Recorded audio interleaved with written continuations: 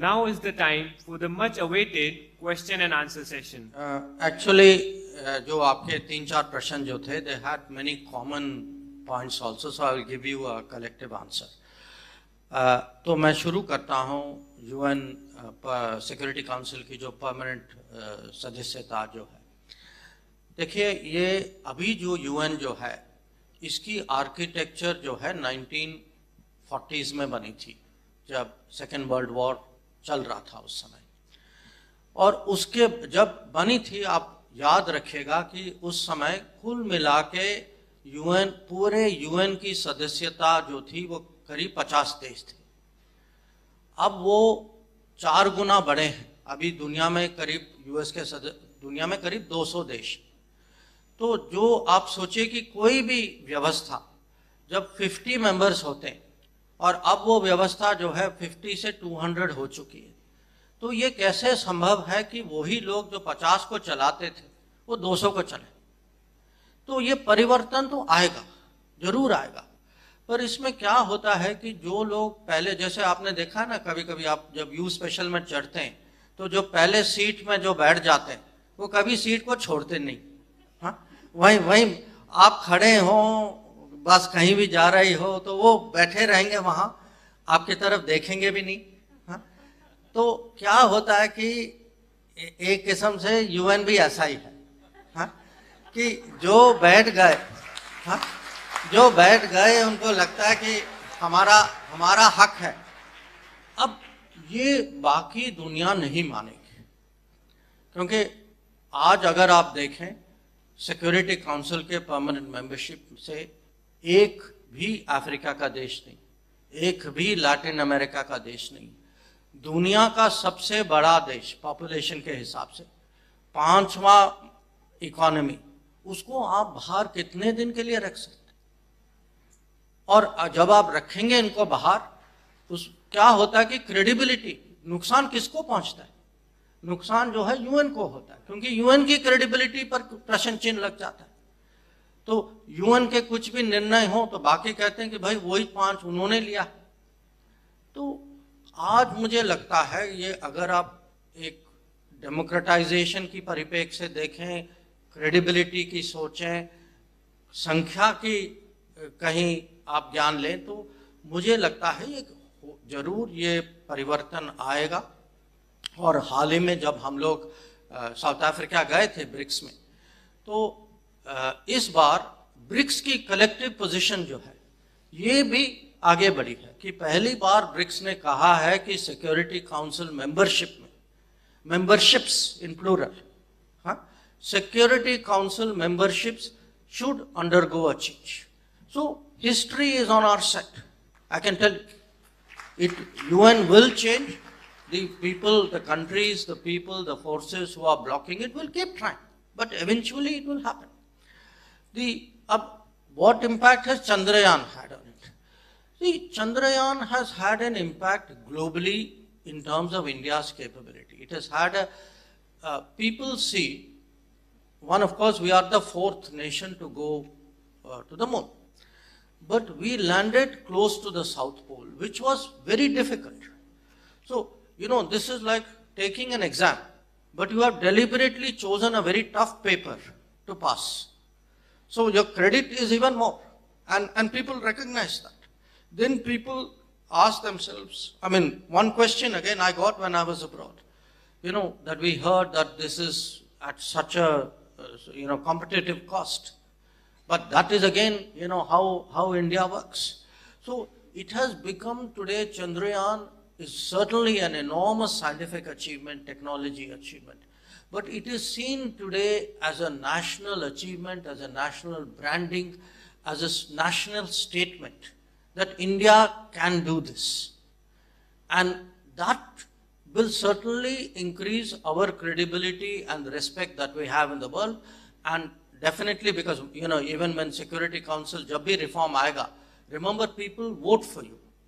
Just like, in a way, in the world level also, for different positions, every year for some body, somewhere, there's always some voting.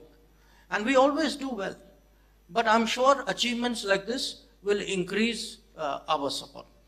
Now, जो आपका जो सवाल था कि motivation आप चंद्रयान 2 और 3 की तुलना जो कर रहे थे, देखिए इसका जो है I think it was best answered by the prime minister himself. जब मैं, क्योंकि मैं उनके साथ था जब वो बेंगलुरु गए और जब वो इसरो हेडक्वार्टर्स वो साइंटिस्ट से जब मिलने गए, तो उन्होंने कहा वहाँ कि जो जो जो जहाँ चंद्रयान 3 जहाँ लैंडिंग हुई थी उसको उन्होंने उसका नामकरण किया. But he said I do not want to forget where Chandrayaan 2 also landed because, but he said उस दिन मेरा मन नहीं था to give a name. So we should look in life, for a country, for a person, you will not get success every time. Life is not without challenges. There will be, you can say, disappointments. But the strength of a country, like the strength of a person, is to draw motivation from it. So I can tell you, because that day we were sitting with all these scientists, and they were really remarkable people. I got the sense they were actually all motivated by Chandrayaan 2. That for them, okay, that happened, now we will show this time. That definitely, you know, this is an ISRO which can achieve this, this is a country which can achieve it. So I think it was taken in that sense really as a motivating factor. जो अंत में दो सवाल जो हैं SEZ and the Atmanirbhar Bharat, because they are also connected. Today, you know, again I give you some personal examples. Recently, Prime Minister went to America. Many of you would have seen it, you would have heard it. It was to me, very interesting that some of the leading semiconductor manufacturing companies of the world actually did agreements with us and are already today in India following up on those agreements, even though it's just a few months. This shows today that in very cutting edge areas, today, you know, a very famous case which all of you will know is Apple. You know, that Apple today has chosen to make India a production center. It is a statement about the change, how much easier it is to do business, how much better our infrastructure has become because of Gati Shakti, how much easier of living, that, you know, regulations come hai, forms come hai, it's just so much easier to operate in India. So the hard work of the last 10 years is today paying off in terms of how the world looks at us. And one way the world looks at us very differently is it's no accident that investments into India by the brand name, you know, by the really top companies of the world, those are growing. And ultimately, see, it is not our destiny to be a market for other people. We are India. We are the largest country in the world. We will, God willing, be the third largest economy very soon. We have our talent, our creativity must be given the opportunities to express itself. And certainly, Atmanirbhar Bharat is a vision. It is a vision that we can make in India. We can make the best products in India. We can make for the world. That at the end of the day, when we speak about SEZ, when we speak about Atmanirbhar Bharat, remember one thing. Finally, it is about employment. It is about giving all of you opportunity. It is for you. These are all these are a vision which will actually create a better future for you as you actually enter the job market.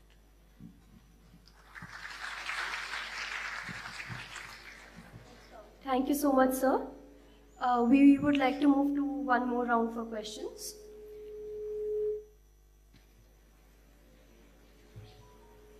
Good afternoon, sir.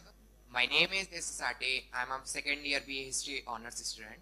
Sir, my question is, as India stands right now in the Russia-Ukraine conflict for neutrality And also in the past, whenever the world moves toward the conflict, we favored peace, not any country. So do you think it is the most important step for India to be seen as a global leader? Thank you, sir. This side, Ayush. Ayush, towards your right.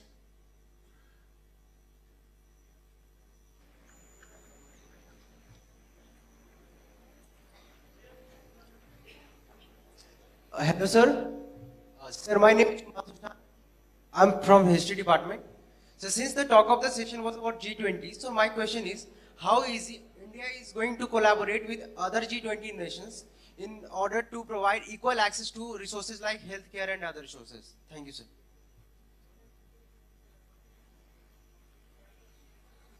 Himanshu, please pass on the mic towards your left.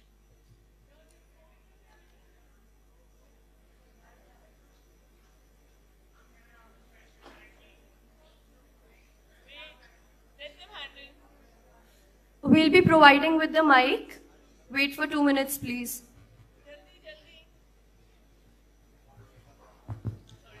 Namaskar, sir. This is me, Ananya, from Political Science Department. And my question to you is, how does India's G20 presidency contributes towards its global emergence as a leader in the global south? And what attributes specifically and uniquely positions India as a prominent leader in this global alliance? नमस्कार. We'll take one more question. नमस्कार पर sir, सर्वप्रथम भारत के यशस्वी विदेश मंत्री और माननीय Shri Jaishankar sir के चरणों में मैं अपना वंदन अभिनंदन अर्पित करता हूं. My name is Himanshu Kumar sir, I am from history department. Sir, मेरा प्रश्न आपसे ये है कि आज वर्तमान समय में हम सब जानते हैं और वैश्विक घटनाक्रमों से भी साबित हुआ है कि भारत और अमेरिका के बीच नजदीकियां बढ़ी है, जिसके बावजूद हम अगर रशिया यूक्रेन युद्ध में हमारी मजबूत तटस्थता बनी हुई है, क्या भारत की उभरती हुई आत्मनिर्भरता और विश्व की नई नेतृत्व शक्ति की निशानी है? Thank you so much. Now sir will be answering. मैं ये 3-4 कर लेता हूँ, then we can see. जो पहला सवाल जो था, which was जो रशिया यूक्रेन जो युद्ध जो हो रहा है, और can we become a global leader in terms of propagating peace? देखिए, अगर आप आज दुनिया में जो करीब करीब 200 देश हैं, उनको कोई भी बुला के पूछेगा कि आप बताइए कि आपका मत क्या है, मैं लिख के दे सकता हूं, इनमें से 75% विल से पहले we need peace. Nobody wants this conflict. This conflict, as I said, इसके कारण तेल की कीमत बढ़ी है, अनाज की कीमत बढ़ी है, खाद की कीमत बढ़ी है. Countries have found, श्रीलंका में देखिए हालात उसके बाद. So the sentiment in the world today is for peace. तो हम कहते हैं कि हम न्यूट्रल नहीं है, हम शांति के पक्ष में, और दुनिया हमारे साथ है. जो majority opinion in the world today actually wants this conflict to end. तो ये हमें दबाव बना के रखना चाहिए. We have to use forums like G20, but not only G20. There will be other forums also that we can use. अब G20 में 2 सवाल थे. एक ही हेल्थ को आप कैसे आगे बढ़ा सकते हैं, या G20 की क्या उपलब्धियां हो सकती हैं. आप जानते हैं कि G20 के जो थीम जो है वो वन अर्थ है, वन फैमिली है और वन फ्यूचर है. अब वन अर्थ का मतलब क्या है? वन अर्थ का मतलब है कि this is a common planet we inhabit. That means we will push green development, we will push climate action, we will push climate finance, we will look at issues like plastics, biofuels, disaster response, because we share one earth. It is our common living space. Now, when I come to one family must address the problems of the family. So what are the problems of the family today? Problems of the family, as I said, gender equality. Gender inequality has grown. Today, we can see that sustainable development, health, nutrition, all these have regressed. We are seeing inclusive growth has shrunk. So when we talk today about millets, See, millets is not because it is just something different to eat. Millets can give the world food security, even in our own country. Millets use less water. Millet can grow in dry climate. Millet can be grown by small farmers. Its carbon emission is less, and it is more nutritious. But we produce, for 100 million tons of wheat, we only produce 17 million tons of millet. So if we all actually start putting millet in our daily routine, which by the way our grandparents and great-grandparents used to eat millets. So it is not something which is foreign or which is different. It is part of our culture and tradition. So as I said earlier, if we can get into global value chains, if we do not, a world economy where business is concentrated in one country, where production is concentrated in one country or one region, that is not fair to the rest of the world. It is not democratic. So we are pushing today for, as you say, within one family, for value chains, for supply chains, for fairer production, for better food production, for skills mapping. That you have people who can work in some countries, but they cannot get access to the economies where the demand is there. So that is also something which is important. And then when we talk about one future, what do we want in our future? We want more digital, we want more technology, we want better health solutions, we want a fairer world. So when we speak one family, one earth, one family, one future, this will mean you will see in September, when the summit happens, it will mean very specific agreements among the G20. Among the G20, isko hum kaise aage le jaएं? How do we address the present? How do we look at the future? How do we find solutions? Where do we find common ground? And definitely health, especially after COVID, will be something very, very big in this. Acha, last question, India, US. See, look, we are a very independent country. ये हमारे DNA में. So it is for us. It is not difficult to have good relationship with US.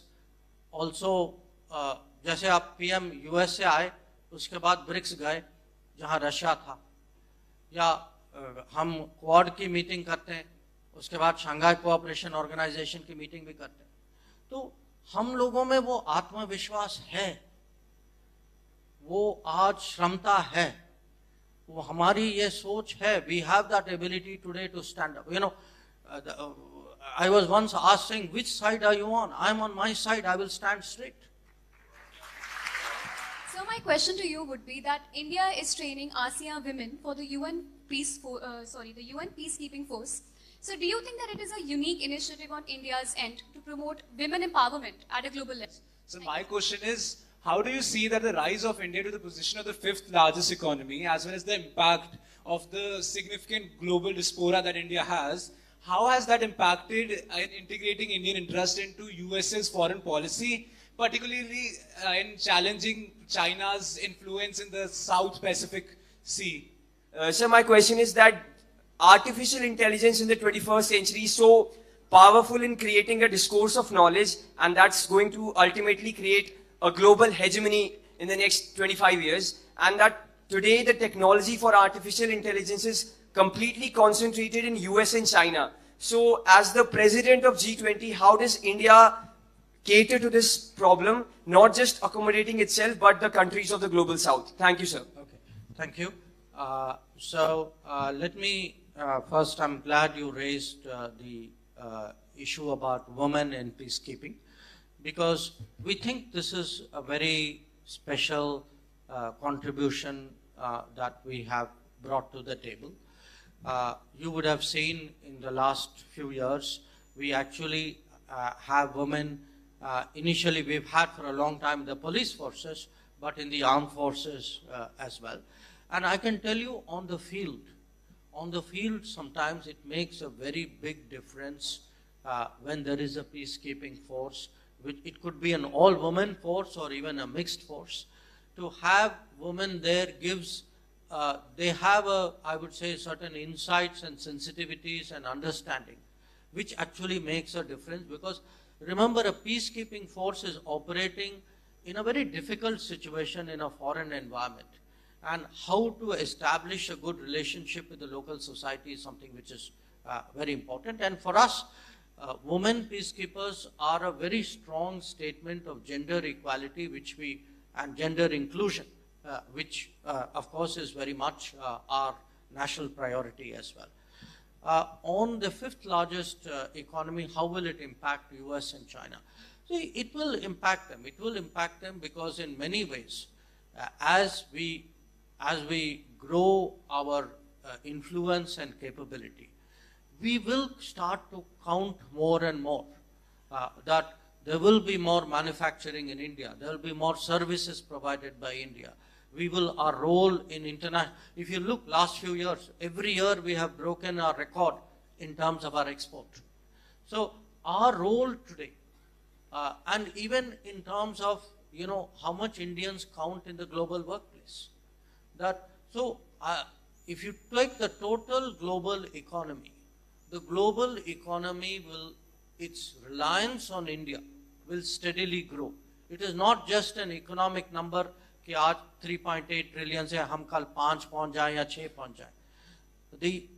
If you look at the quality, the talent, the very unique things that India can bring to bear, that will actually make a difference. And I think all the big economies, US, China, others also, will actually take note of it. And last question on artificial intelligence. It is actually also under discussion because there are two parts of artificial intelligence. One is what goes into artificial intelligence. At the end of the day, it is about data. In fact, each one of us, we are today, 800 people sitting in this room. How much data are we emitting even when we are sitting here? We today have to, worry about, and not just worry, because it can be an opportunity if we do it well. Who captures the data? Who processes the data? Who uses the data to build capabilities? This is today a very big part of the competition among countries. So when we tell people saying, look, clean apps karo, be careful what you download. If sometimes government even blocks apps for that purpose. We want the younger generation to be aware data is a resource. That if somebody else, you will not give away your gold to a foreigner without knowing it.